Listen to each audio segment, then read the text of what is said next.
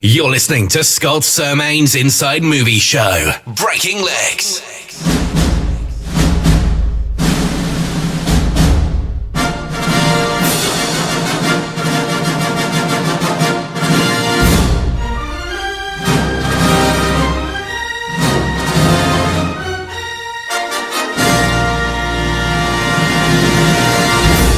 Now, it's all got a bit political out there lately, so if you prefer the right wing, the left wing, or even a chicken wing, I prefer a nice leg myself. We don't care on this show, do we, Matt? No, we don't, Scott.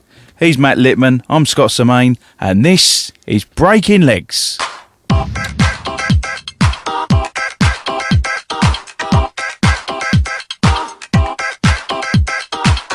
Tonight on the show, we've got a competition, an interview with special guest, director and writer Rob Woods and actress Ellie Woods. But first, as always, let's take off with a bit of nostalgia.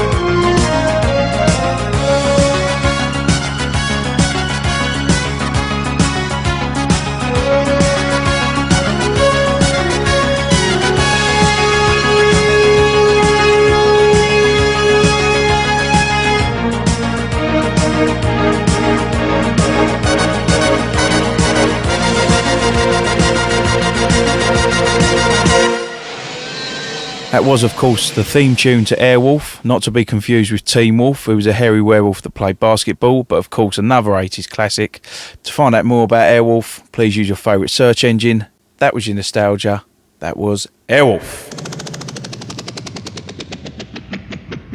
Hi, I'm Ellie Woods, and you're listening to the Breaking Leg Show with Scott Sermain.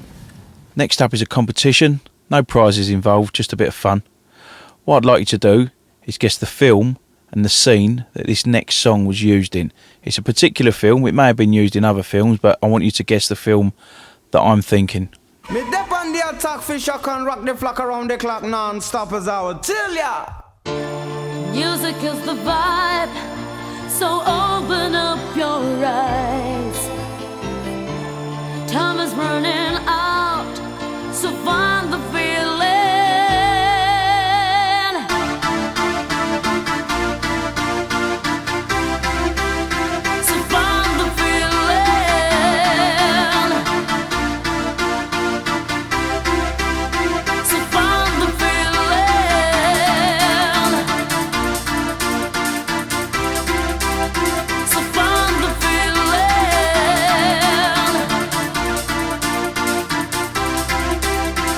Bum diggy diggy diggy bong diggy bong.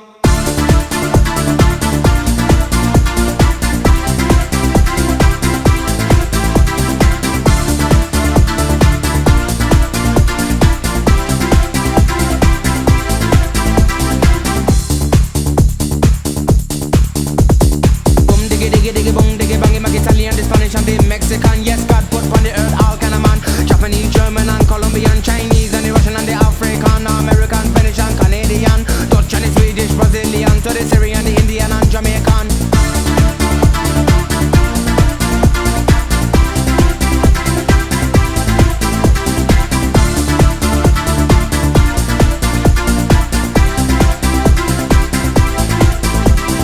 Too many people them a talk about peace, but the war and the world man they just can't sing. So boom diggy diggy diggy boom diggy bang. Unity that's a band and you know that's strong. When you take a look on the television, no gunshot and blood, there no program, level vibe, but you know they can't wrong. True. Think about the way that we live today. Think about the way how some people play. Think about the way that we live today. Think about the way. Think about the way. As I said, it's a competition just for a bit of fun. I want you to guess the film and the scene that this music's used in. I'll give you a couple of clues. It's part of a montage scene. The next clue is London. And the last clue is they're making a sequel to this film. Now, if you want to get involved, tweet me at XIII or Facebook XIII. Get involved and I'll read out the right answers and I'll probably read out some of the wrong answers as well. So it's just for a bit of fun. Hi, I'm Rob Woods, director and writer, and you're listening to the Breaking Legs Show with XIII. Welcome back, everybody, and it's interview time. And tonight we're breaking legs with director, actor, and writer Rob Woods. So, Rob, thank you for joining us. Thank you. So, Breaking Legs is about the movie industry, how it all works, what goes on behind the scenes. So, you're a director, actor, and writer. So, let's find out where it all began. How did it start for you, Rob? Well, during my childhood, I grew up and went to school, obviously, and my great auntie, was a series regular in EastEnders. So she was the flower seller. She was obviously in EastEnders' first ever episode. Cool. So that was kind of a bit exciting as a kid. It got me interested in acting to an extent because, you know, I kind of got to learn the kind of hysteria people have around actors and things like that, and it kind of always made me curious. So from there I started doing school plays, things like that. I was a bit of a joker at school, bit of a class clown, so I tended to get the stupid parts, you know. And like that kind of led me to Anna Scher Theatre School, really. Good old Anna Scher. Good old Anna Scher. Reason being, my dad is from the Caledonian Road, and Anna's was always the famous theatre school in that area, so I always knew about it and things like that. So I ended up going on the waiting list because back in those days it was like 4 or 5 years. It weren't just like, I know, that's where we met, wasn't it? That waiting list, you thought I was never going to end. I know. So I did get the call one day, and it was like, oh, you know, would you like to come in? You've now reached the top of the pile. So I ended up joining a Thursday class, which was just for anyone off the street, really, anyone who wanted to become an actor or gain confidence or, you know, public speaking, that kind of stuff. It sort of benefited all those things. And yeah, after kind of 2 or 3 years of doing that, I eventually got invited to audition for the professional group, which, you know, kind of I spent maybe 2 or 3 weeks learning my audition pieces, and I turned up kind of shaking like a leaf. And I had the head booker or the head agent for Anna's and the principal at the time, who was Andy Smith, both sat there in this like really dark circular theatre. All the lights are out, just literally, like, you know, you can imagine it, just like the light literally pointing on you on the stage, and you just stood there. Yeah. And I did my audition, and they invited me into the professional class. So that was an experience, because you suddenly went from good actors, if you like, to very good established TV names, film names, you know, and you're suddenly working with them. So you've gone from kind of feeling you're one of the better ones in your group to suddenly you're one of many, you know. And yeah, I ended up working with some really sort of good names, you know, in those days that were part of that era, if you like, which was 2004. Oh, and yourself, obviously. Yeah. And that was it, really, mate. And that is where the acting side came into it. Okay. So, I think it's time for a song, Rob. Yep. Okay. And the rules for Breaking Legs are songs must be from TV or film. So, Okay. what's your first song? My first song choice is going to be Modern Love by David Bowie, and that's from the film The Business. Okay, so is there any reason for that? You know, Well, there's probably a couple of reasons. One of the main reasons is that I'm a big lover of montages. So there are plenty of films that I love, and montage. And I know a lot of montages from these films that from the past, like the Rocky one, the Rocky IV classic one. But for this one, same thing. I really like the montage in The Business, and this song is the one that's played over it. So that's the reason for my choice.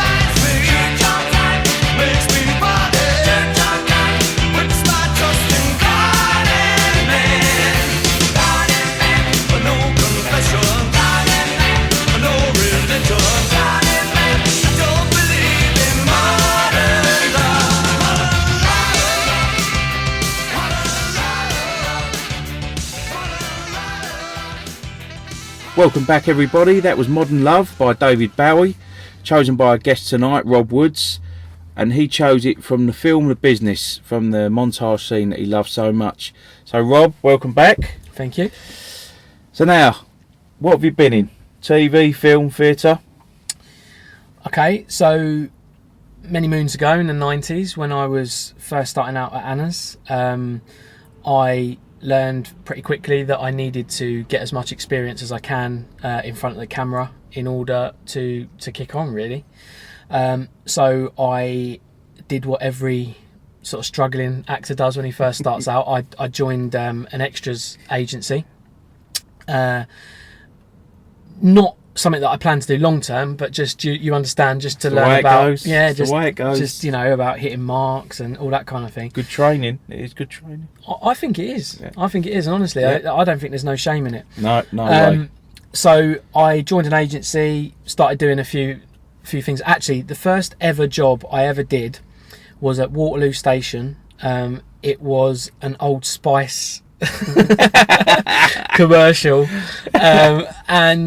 and yeah, it was horrendous, really. There was literally probably 200 or 300 people in a crowd, and I did enjoy it because obviously I'd never experienced it before, but within about 2 or 3 months, I soon got sick of that kind of stuff. I thought, oh, you know, I want to be one of 2 or 3, not like one of 2 or 300. Crowd scene. Yeah.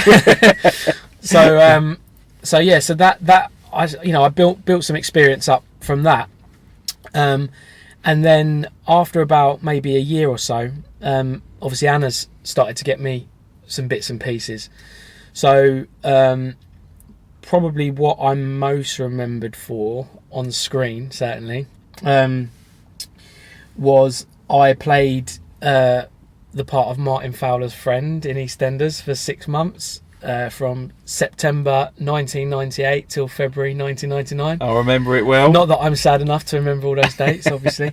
And yeah, like that was when the pressure was kind of really on, because it wasn't like you was babied in any way. You know, you literally turned up on set, you went into the green room, you know, you got costume on, and then it was literally like, go. You know, there was no like time for warming up or nothing like that. It was literally like you turn up on set, you stood with the actors, and it's like, right, you know, this is what we're doing, this is what's happening, get on with it. And I did, and it was kind of from there that I started to get more and more. You know, I did the bill probably 2 or 3 times.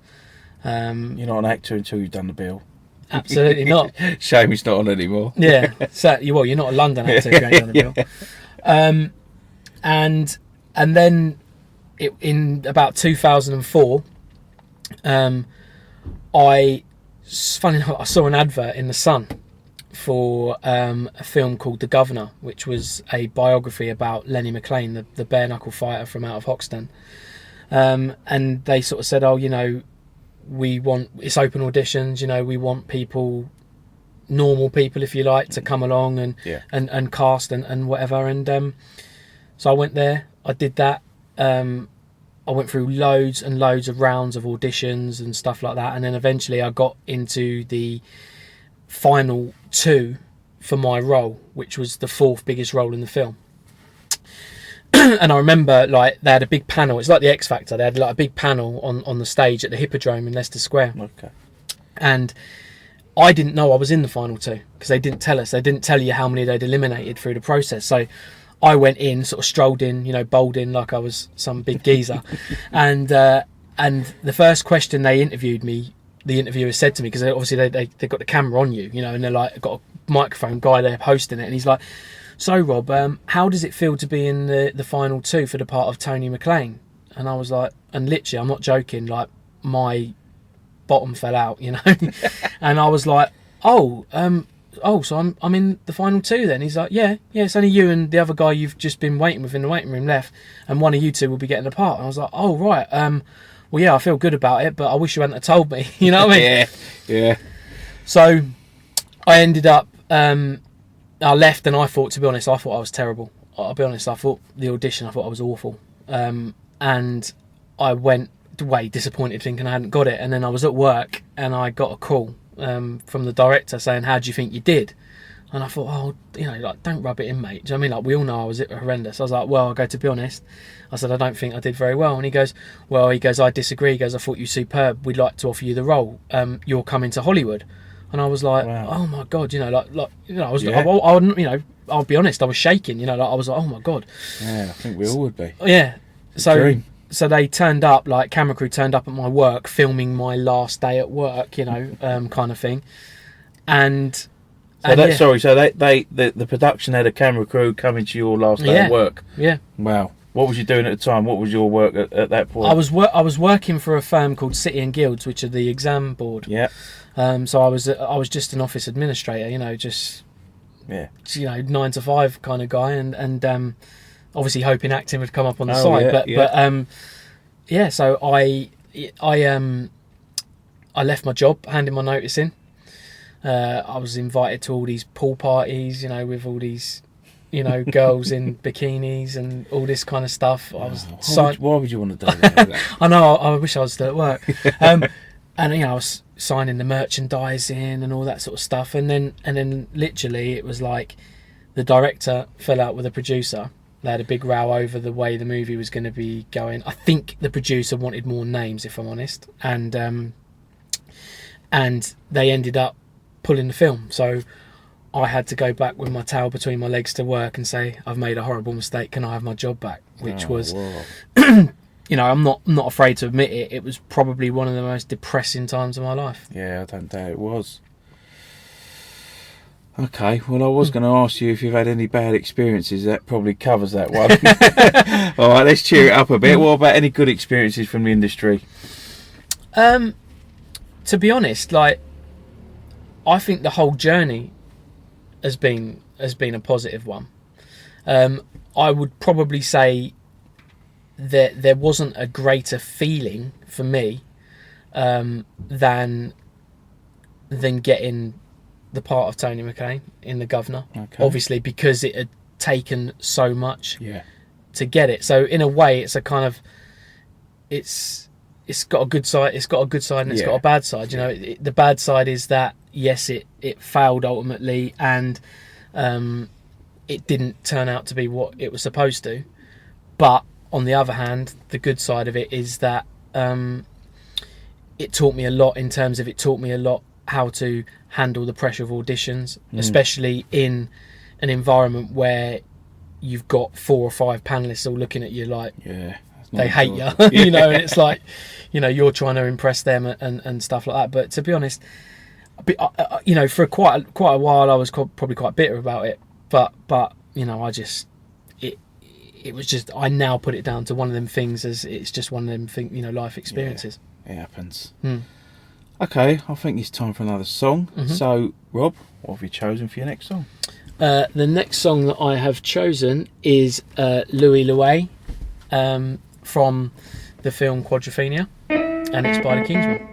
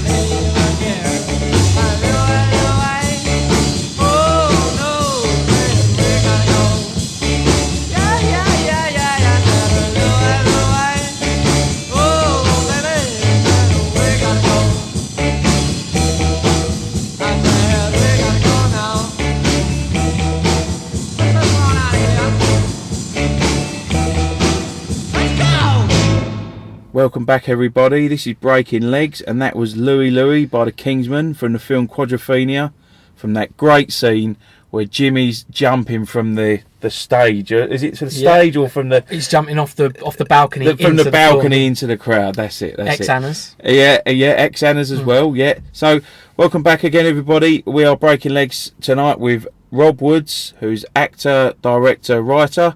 We've been talking about your acting, Rob. So where did you make the transition to directing and writing?